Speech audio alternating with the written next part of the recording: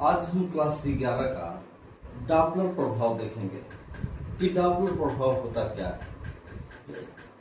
तुमने ये देखा होगा कि जब ट्रेन हमारे करीब आती है तो उसके ध्वनि कानों में तीक्ष्ण महसूस होती है, जैसे लगता है कि वो कान फाड़ देगा, बिल्कुल गोली की तरह से आती है कानों में। लेकिन जैसे जैसे ट्रेन हमसे दूर होने लगती है उसकी आवाज मोटी प्रतीत होने लगती है। इसी को हम डॉपलर इफेक्ट कहते हैं। आज हम ये समझेंगे गणितीय विधि से कि ये होता क्यों है कि जब ट्रेन हमारे करीब आती है तो उसकी आवाज हमारे कानों में तीक्ष्ण महसूस होती है, बिल्कुल गोली की तरह से, जैसे लगता है कि कान का पर्दा फट जाएगा। और जैसे जैसे ट्रेन हमसे दूर होती जाती है उसकी आवाज हमें मोटी प्रतीत होने लगती है। ऐसा क्यों होता है, इसको हम गणितीय विधि से समझेंगे और इसको डॉपलर इफेक्ट बोलते हैं। देखते हैं, यहां पर एक लाउड स्पीकर है। ये जो लाउड स्पीकर है बिंदु एस पर है और बिंदु ओ पर एक व्यक्ति है। बिंदु एस और बिंदु ओ के बीच की जो दूरी है वो एसओ है। अब ये लाउड स्पीकर ध्वनि तरंगे निकाल रहा है। ध्वनि तरंगे निकाला। अब ये लाउड स्पीकर जो ध्वनि तरंग निकाला है किस चाल से निकाला है, तो तुम मान लो कि लाउड स्पीकर जो ध्वनि निकाला है, ध्वनि तरंगे, वो भी चाल से निकाला है। तो भी चाल से निकाला है। कितना निकाला है? 5 गो ध्वनि तरंग निकाला है कि 6 गो निकाला है कि 7 गो निकाला है, नहीं मान पता है तो मान लो n ध्वनि तरंगे निकली n। और कितने सेकंड तक निकाला है, कितने समय तक निकाला है, तो मान लो 1 सेकंड तक निकाला। तो इस लाउड स्पीकर से 1 सेकंड में n ध्वनि तरंगे निकली है। किस चाल से निकली है? भी चाल से निकली। और जो ध्वनि तरंग निकली है उसका तरंग दैर्घ्य कितना है? लैम्डा। तो लैम्डा तरंग दैर्घ्य का भी चाल से n तरंगे निकली हैं 1 सेकंड तक। अब हम आगे क्या करेंगे, हम ये पूरी दूरी निकालेंगे एसओ, ये पूरी हम दूरी निकालेंगे। तो दूरी बराबर होता क्या है? दूरी बराबर होता है चाल गुणे यहां पर समय। तो लाउड स्पीकर किस चाल से निकाला है ध्वनि तरंग? भी चाल से। तो यहां पर लिख देंगे भी। और कितने समय तक निकाला है? 1 सेकंड तक। और हम कौन सी दूरी निकाल रहे हैं? एस से ओ तक। तो ये पूरी दूरी हमारा एसओ। तो ये जो बराबर में होगा ये भी मीटर होगा। दूरी का मात्रक मीटर होता है।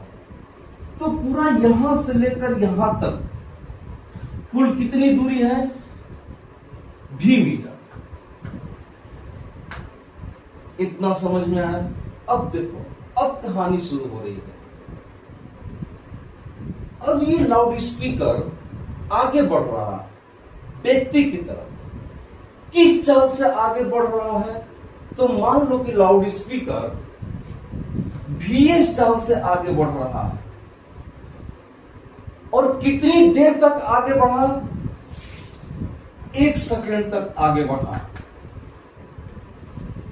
तो हम ये देखेंगे कि जब लाउड स्पीकर 1 सेकंड तक VS चाल से आगे बढ़ा है तो कितना दूर जाएगा।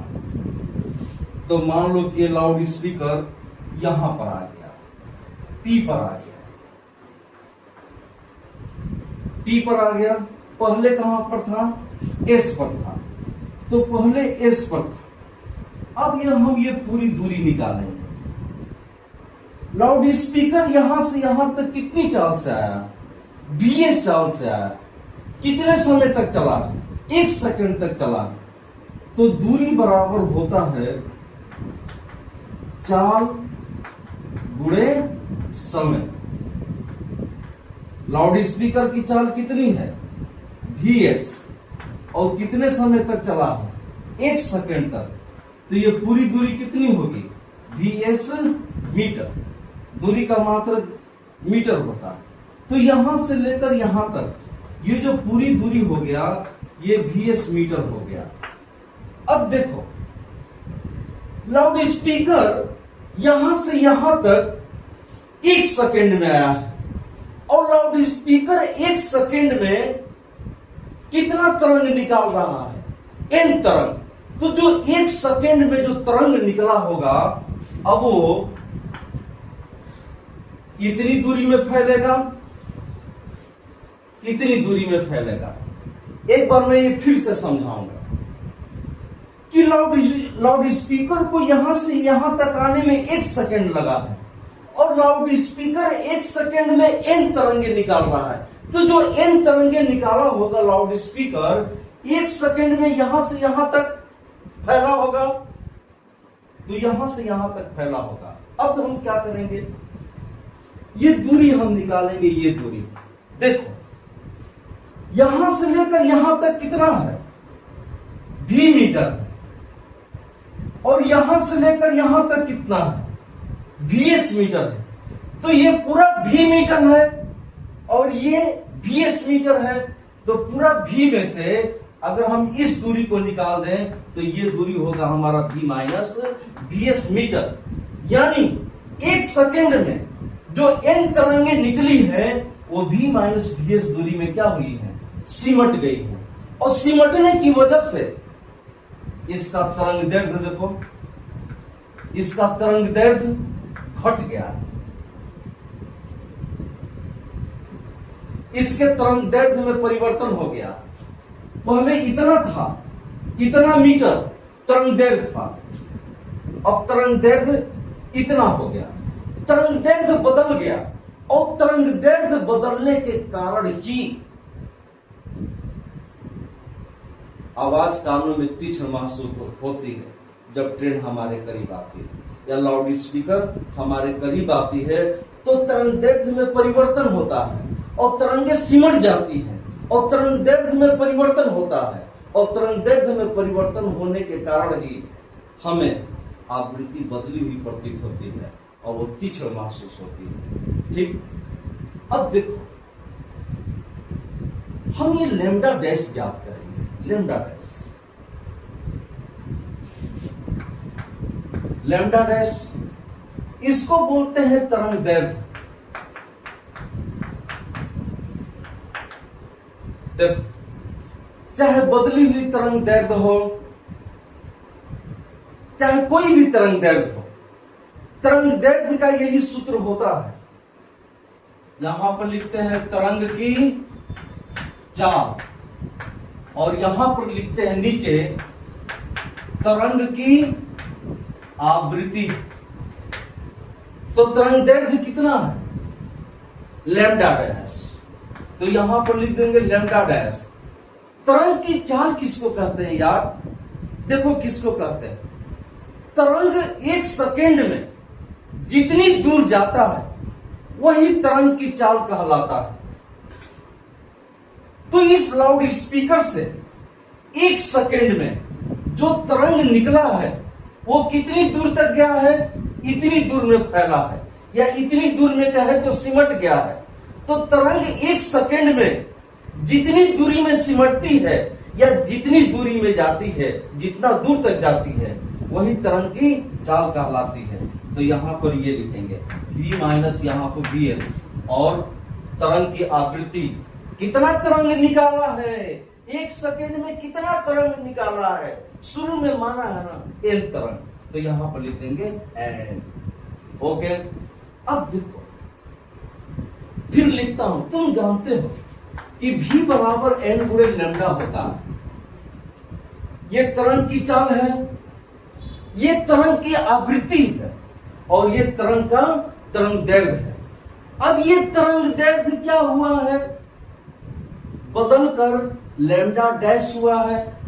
और जब लैम्डा डैश वाली तरंग जब हमारे कानों में जाएगी तो उसकी फ्रीक्वेंसी बदली हुई प्रतीत होगी। उस बदली हुई फ्रीक्वेंसी को तुम एन डैश से दिखाओ, एन डैश। इसको भी डैश नहीं लिखेंगे, जानते हो क्यों नहीं लिखेंगे? लाउड स्पीकर से तरंग भी चाल से निकल रही है। लाउड स्पीकर यहां पर है तो भी तरंग भी चाल से निकल रही है, और लाउड स्पीकर यहां से यहां तक आया 1 सेकेंड में तो भी तरंग भी चाल से निकल रही है, और लाउड स्पीकर यहां पर है तो यहां पर भी तरंग भी चाल से ही निकल रहा है, तो वहां पर भी डैश नहीं लिखेंगे। यहां पर बदली हुई तरंग दैर्ध्य लिखेंगे तो यहां पर बदली हुई फ्रीक्वेंसी लिखेंगे, आवृत्ति। तो एन डैश बराबर हो जाएगा v बटा में यहां पर लैम्डा डैश, तो n dash is equal to v। Lambda dash का मान रखो, लैम्डा डैश का मान v minus v s by n, तो ये हो जाएगा v गुणे n by v minus v s. तो n dash is equal to v गुणे n by v minus v s, यही फार्मूला है। 1-2 बार वीडियो को भगा भगा कर देखना, आगे पीछे कर जरूर समझ में आएगा, कुछ छोड़ा नहीं। Thank you.